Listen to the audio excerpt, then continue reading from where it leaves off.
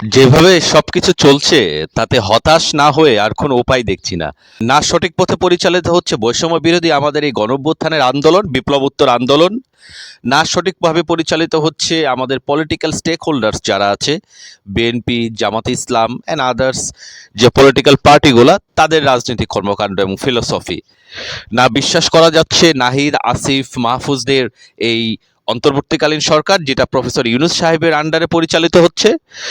না আমরা ট্রাস্ট করতে পারছি পলিটিক্যাল স্টেক হোল্ডার্সদেরকে। একটা অনিশ্চয়তার মধ্যে দিয়ে আমাদের দিনগুলো পার হচ্ছে।